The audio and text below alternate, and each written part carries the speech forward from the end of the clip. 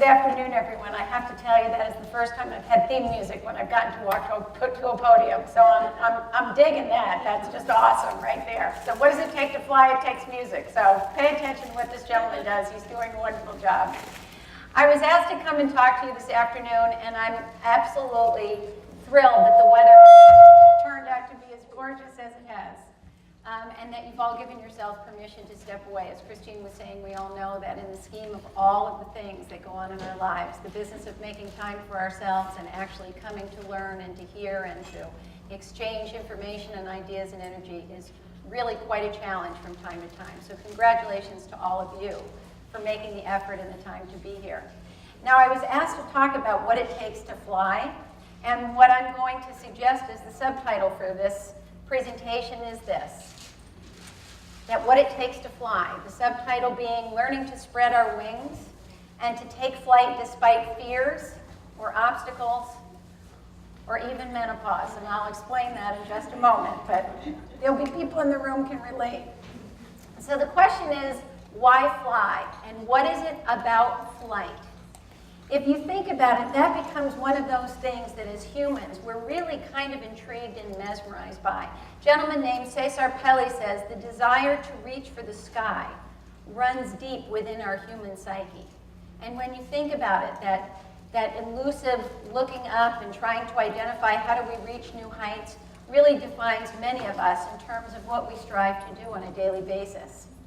A gentleman named K.O. Eklund, who wrote Footprints on Clouds, said, within all of us is a varying amount of space lint and stardust. It is the residue from our creation.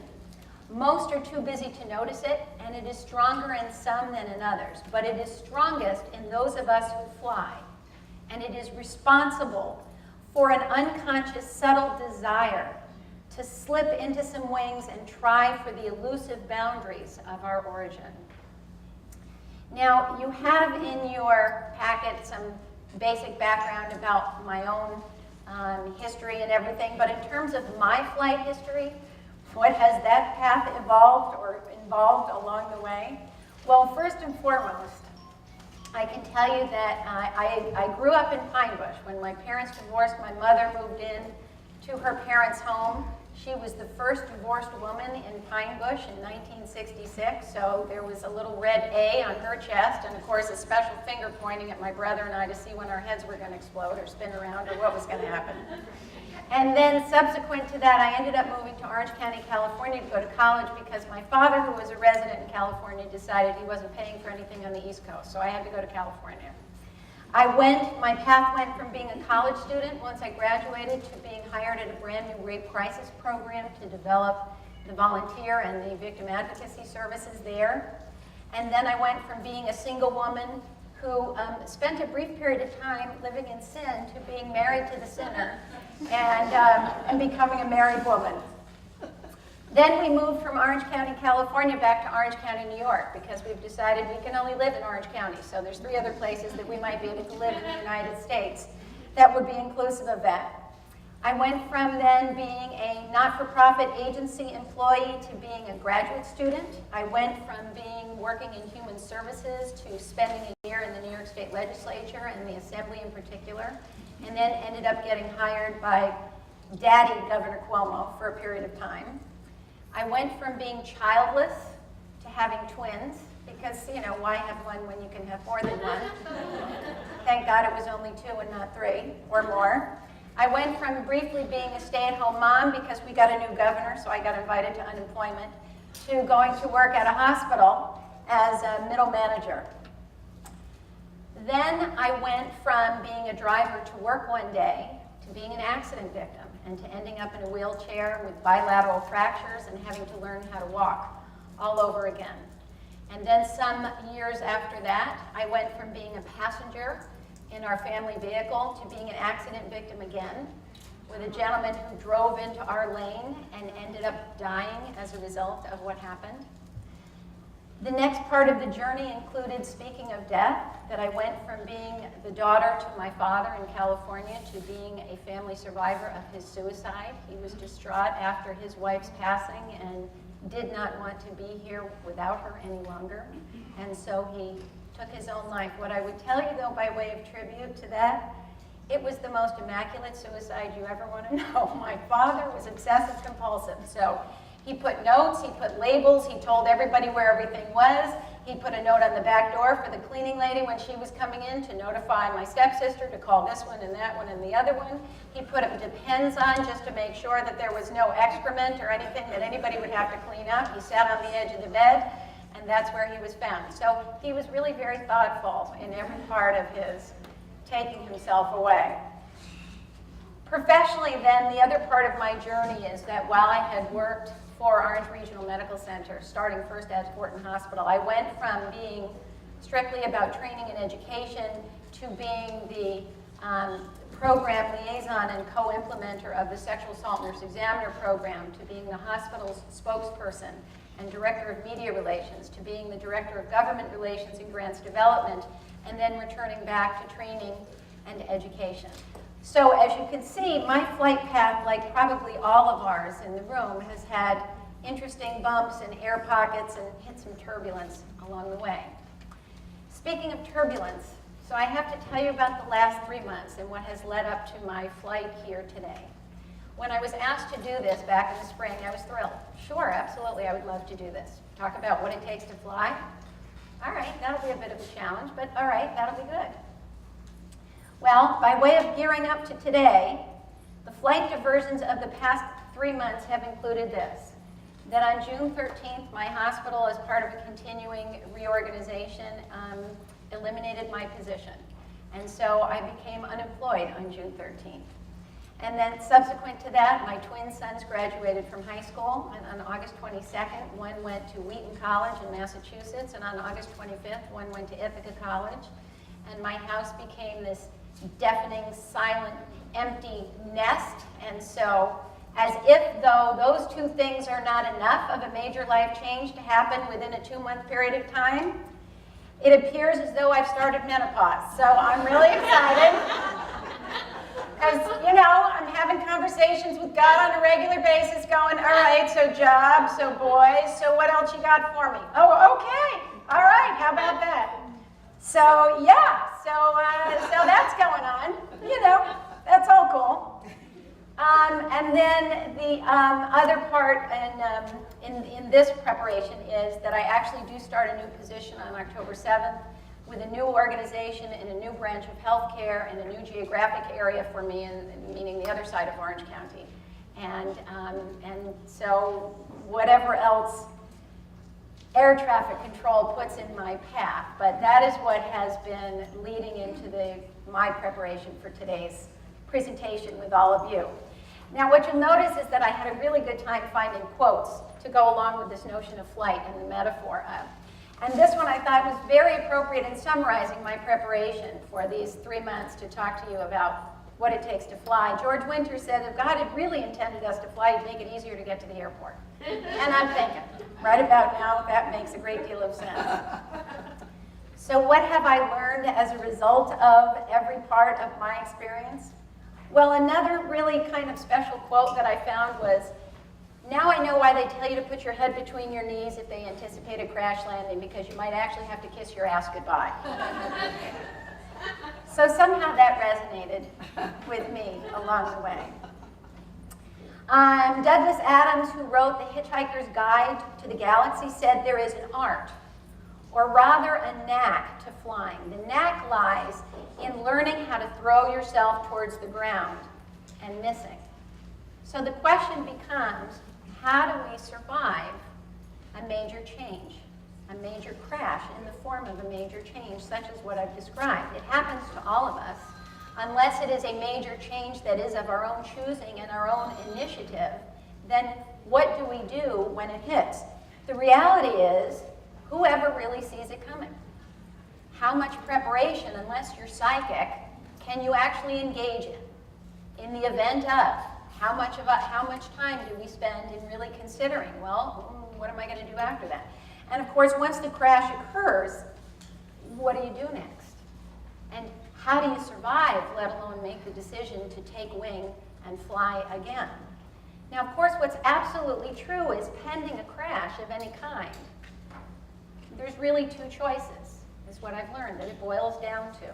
The first choice is, okay, so take flight again, get it going, do what we need to do and keep going. Or the other choice, of course, is all about, do we stay grounded? Do we stay in that kind of safety of right at this moment, I'll just stay on the earth for a while and just kind of hang here and reconsider what comes next. Certainly staying grounded then means this, that we choose to remain where we are and that we choose to adopt the elusive safety or the illusion of safety in that instance. But what it means to be grounded or to choose to stay grounded is, it means that we're making a choice now to watch others rise above and to go on and to reach new heights and new altitudes while we stay at ground level. Staying grounded means that we're choosing to then see everything only from one level, to then adopt just a single perspective of where we are and how far our view can take us, versus rising above and being able to have the full perspective of every part of that picture and being able to determine better what do we want our path to include. And of course, the other part of staying grounded means that we're deciding that our days of exploring or growing or being challenged are over, that we're ending our personal flight of adventure and we're choosing to stay in a place that feels safe. Now, there are benefits to that. There are absolutely benefits depending on what our goals have been and what we would want our goals to be. But when we are trying to make the best choice, if in fact we know we're not done, we have more to do, then the other part of surviving the crash and making the decision about staying grounded or taking flight means that we have to receive the gift that comes with the crash. Now, what do I mean by the gift? Well, certainly in the course of the last 3 months, I've had that conversation with myself quite a lot. Yeah, what's so good about this? I'm not getting this. My house is empty. I'm unemployed. What's so good? What's the good part? Here is the gift that comes along with some of that stuff. When everything is taken away, there are no more safety nets. There are no more hiding places. There are no more points of refuge where we can just kind of duck behind and buy time and just wait to see what happens. It's gone. It's all torn away. In addition to that, in situations sort of like what I've described, there's no more excuses. If there's things that I've wanted to do, I can no longer say, well, you know, I really can't do that because my work is getting in the way, or I really can't do that because of the boys. I gotta be around to make sure that, you know, they're not burning the house down or doing something. So, and it removes all of those excuses all at one time. The other part of the gift is that there's no more cover under the guise of, well, I don't think it's a good, I got to take care of some other things, and somewhere mentally incorporating it under the guise of preventive maintenance, you know, that, well, I got to take care of the plane and everything over here, so at another point I'll do it. The gift then is this, that when everything is taken away, there is this unique and rare opportunity to start again, to recalculate. Because why? Because what we've just been handed is a clean slate. Because what we've been given now is an opportunity with a clean runway. That because what comes with that is the opportunity now for a clean takeoff. And therefore a whole new and clean flight path to carry us along. Doesn't happen very often.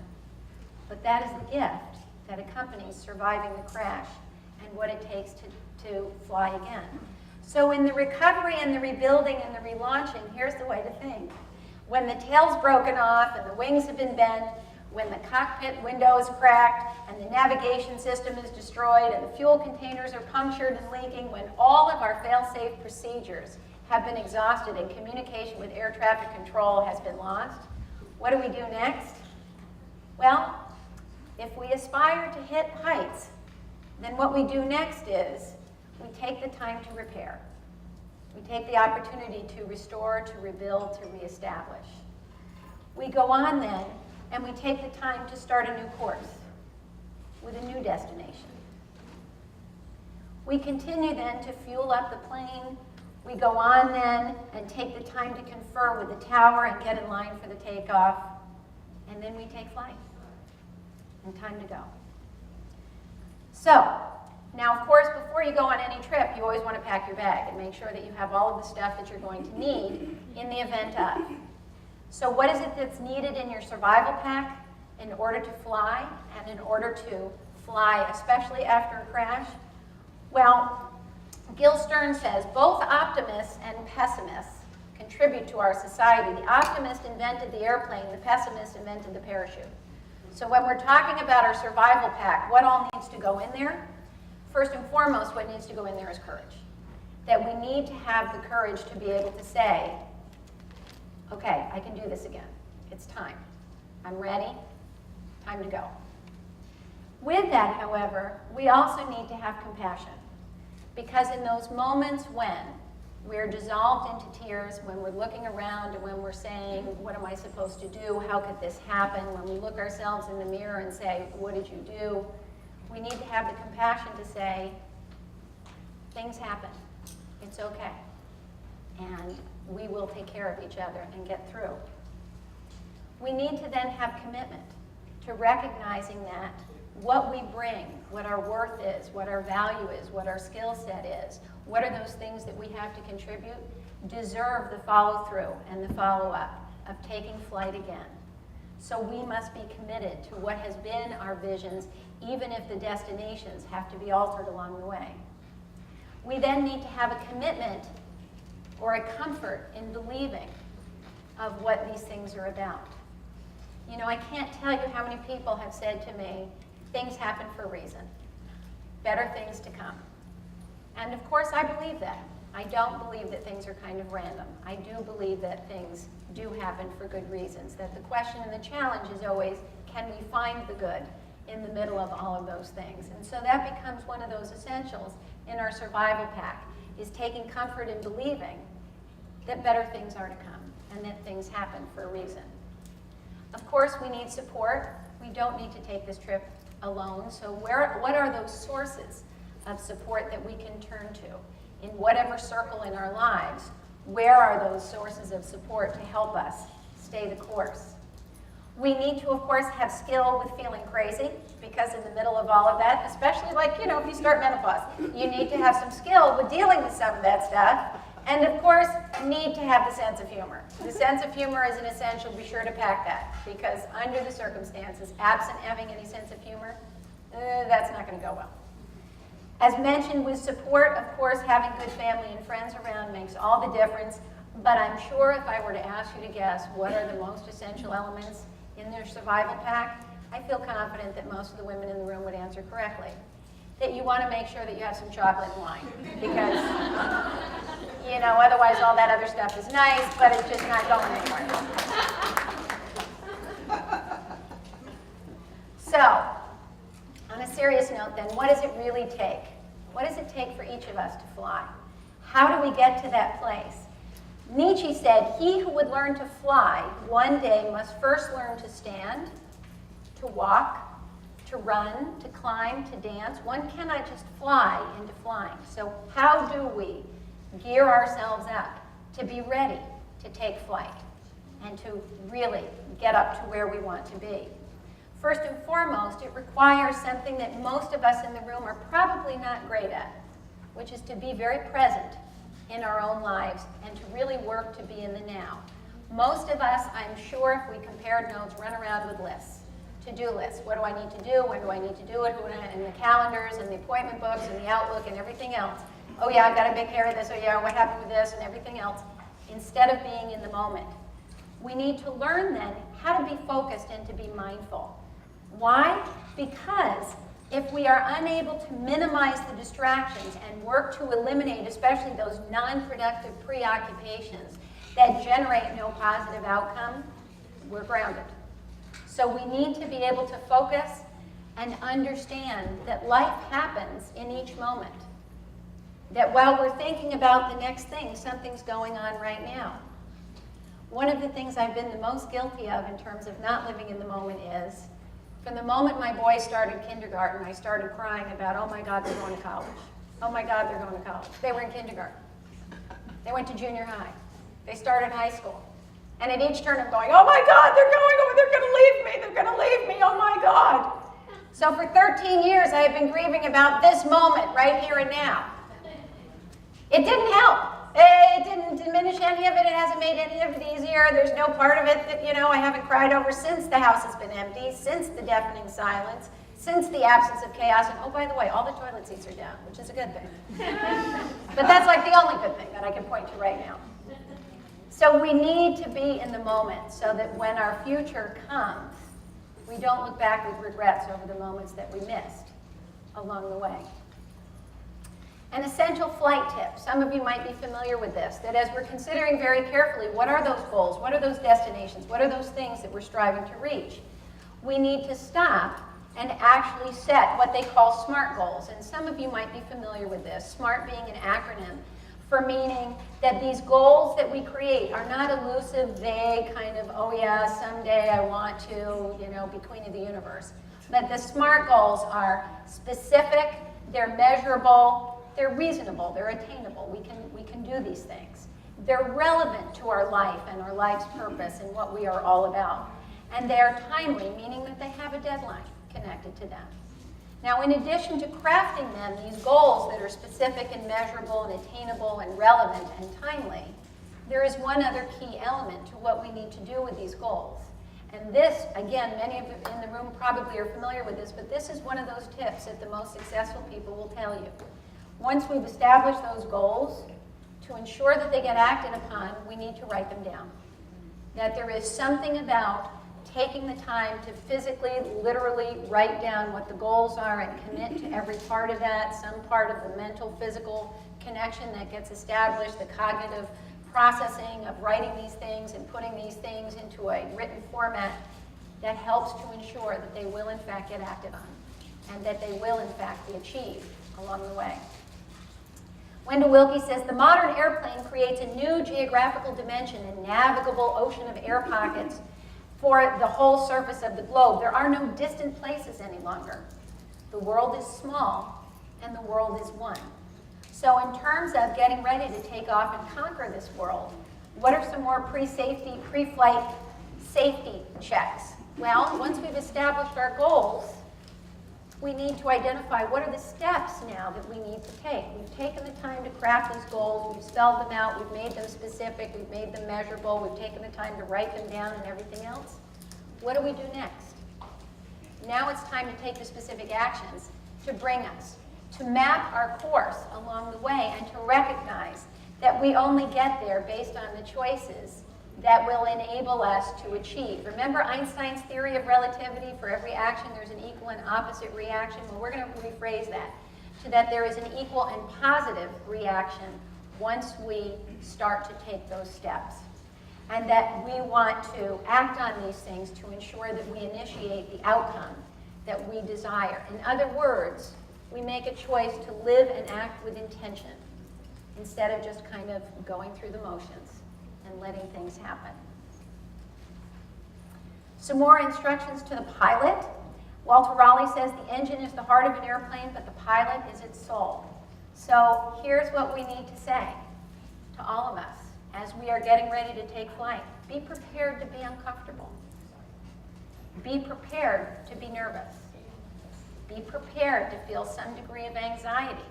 Because what we're talking about here is, first and foremost, what it means to be human. Everyone has some degree of insecurity. Everyone has something, some little voice, some niggling self-doubt, something that has the potential to ground us. Everyone has them.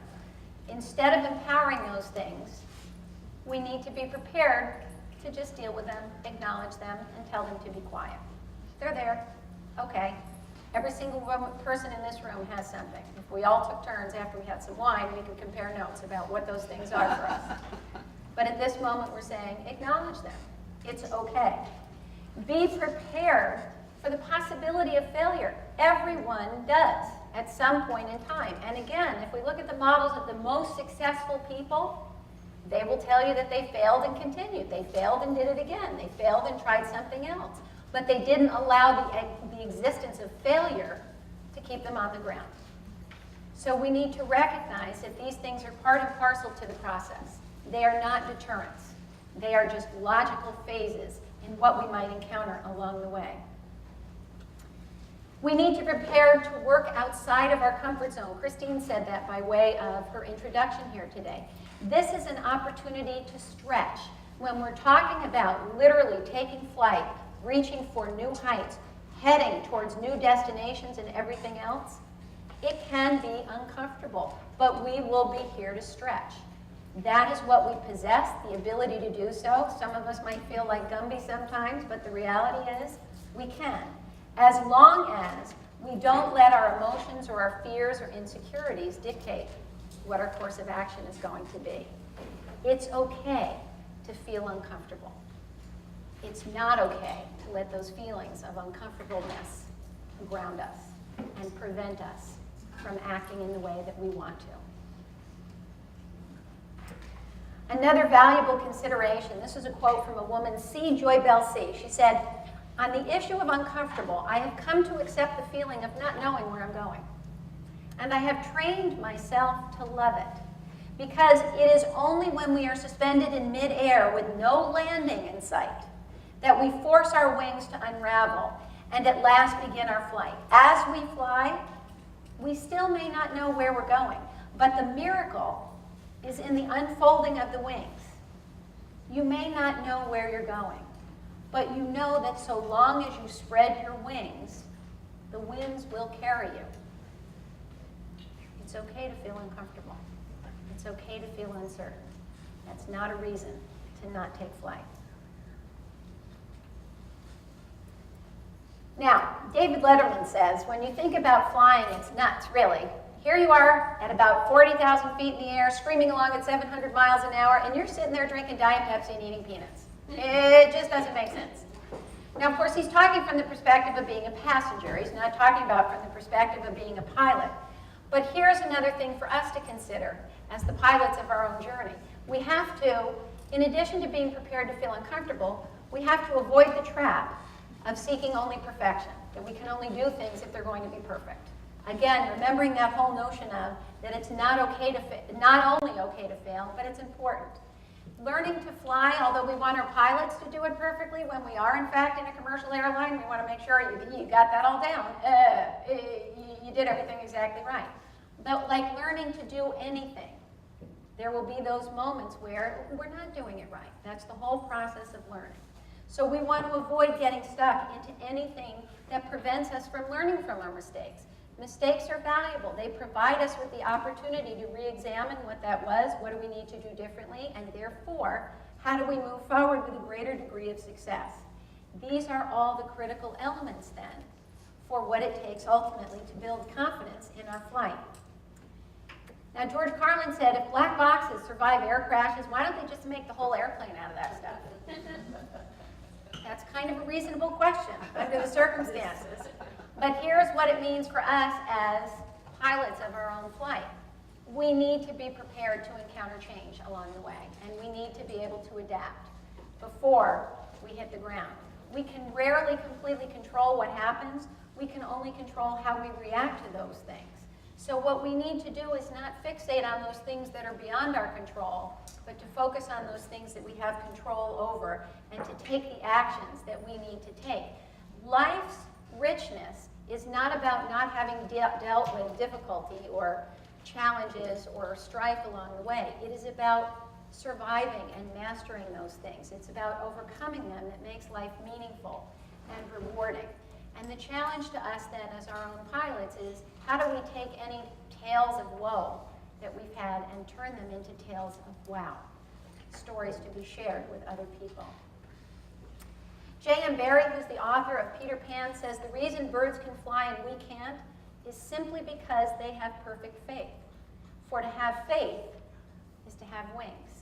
So the question for all of us is, do we have that sense of faith? Paul Gallagher said, flying can be easy at times, but with the wrong machine or the wrong person at the controls, it is the most difficult thing in the world. Similarly, so is having the wrong crew on board with all of you. We want to make sure that, of course, you look to the degree that you can to surround yourself with positive people that are going to be upbeat and encouraging, especially if you're pushing past your comfort zone. if you're striving for new heights, new destinations along the way, especially if you hit any kind of turbulence. Remembering we are the sum total of who we surround ourselves with, so how do we identify what are those people that we want to draw into our inner circle so that together we're able to support one another and move to those new heights along the way. Another important reminder is all about attitude and perspective. Now this is a favorite of mine because, well, I'll explain in a minute. So when you look at this glass on the screen behind me, some of you can see better than others, I'm sure, but basically the water level or the beverage level is about here. So how would you describe the glass and its contents? That's a question somebody in the audience has to answer, okay? So let's try that again. You see this glass, see this beverage level. Nearly How would you full. describe its current? Nearly full. Nearly full? Okay. Anybody see it any differently as nearly full? Half full? 3/4. Anybody got anything else? It's got bubbles.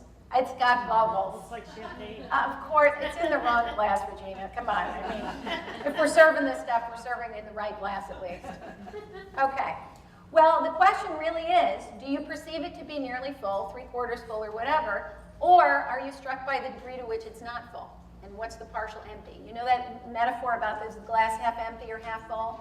As describing what is our perspective. For my mother, this would mean, oh my gosh, we don't have enough to serve everybody. Why didn't they fill the glass to the top? What's the problem here? I don't understand. Did they run out? Is there an issue? They're short supplied? What's the deal? And yet for everybody else in the room, for the most part, people immediately identified, it looks nearly full to me. Our perspective then, as people that are here to learn what does it take to fly, what are those things that we can genuinely embrace and feel positively and grateful for? How, again, do we surround ourselves with the people that will help us to generate the energy and the belief and the enthusiasm? How do we make sure that we don't spend our lives looking outward and seeking the approval of other people, but to live our lives recognizing that when folks laugh at us for being different, we should be laughing at them for being the same. Oh, you're just like everybody else. What's that all about? You can be anything you want, and you chose to be like all of these people? What's the matter with you? They look so good, they make everything look so terrific. We need to celebrate all of those pieces that make us different. And then finally, for long flights, and again, the challenge for those of us in the room that seek out to learn more about this. How do we find balance? How do we make sure that in the scheme of everything that we channel our energies towards, that we've prioritized ourselves as well?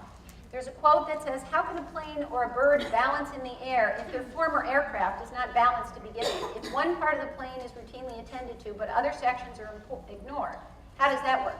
More importantly, if the pilot is always taking care of the plane's maintenance and servicing as well as its operation and then conducts all of its flight activities, when does the pilot ever step back to observe the wonder of her work? When does the pilot marvel at what is and what could be versus what's still on the list of things to be taken care of? Anybody in the room able to relate to that? So, for long flights then, how do we make sure that we don't allow ourselves to become imprisoned by those habits or routines that we have engaged in that suck the energy out of us and don't generate the outcomes that we're striving for? How can we choose to do the things that our pilot self will thank us for along the way? And how do we, most importantly, leave time for fun and those things that will restore and rejuvenate and re-energize us so that we can continue on our journey? Now, first and foremost, congratulations to each one of you for making the time to get here. Because as much of a challenge as it may have been to make the time, you've all made an important step towards your own flight by saying, this was important, and this is something that I choose to do for me along the way. The author Toni Morrison, in her book Song of Solomon, says, you want to fly, you got to give up the shit that weighs you down. And that's basically what we're saying. Find the balance and figure out how do we take flight. One more quote, the essential nature of balance in flight. For everything in this journey of life we're on, there is a right wing and a left wing. For the wing of love, there is anger. For the wing of destiny, there is fear. For the wing of pain, there is healing. For the wing of hurt, there is forgiveness.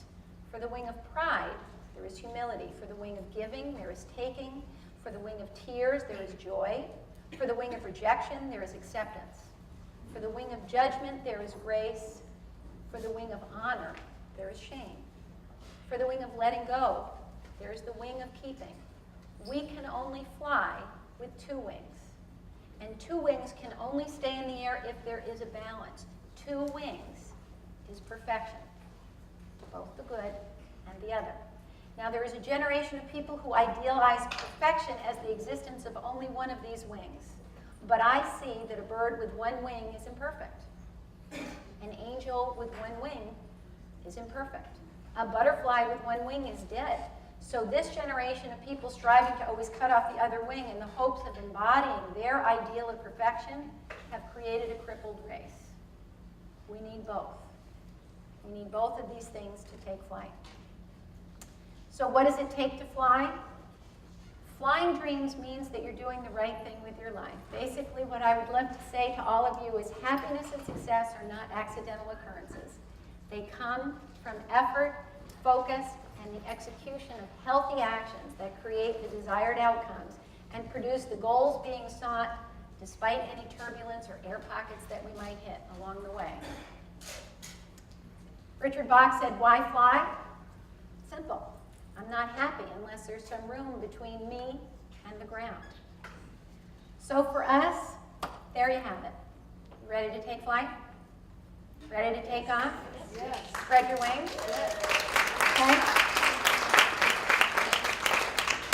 Leonardo da Vinci said, once you have tasted flight, you will forever walk the earth with your eyes turned skyward. For there you have been, and there you will always long to return, regardless of any crashes, regardless of any detours along the way. So please, let me allow you. It's time to take off. It's time to fly and to face fear, to let go, and to yield to yourself, to your wishes, to your success, to your happiness. If we take fly and turn it into that acronym, I hope that you will carry it with you. Amelia Earhart says, flying may not be all plain sailing, but the fun of it is worth the price. So do have a safe flight. I hope that you enjoy every part of this conference. Again, congratulations for giving yourselves permission to be here. May your takeoff be without event, and may your landing be everything you would like it to be. Thank you very much.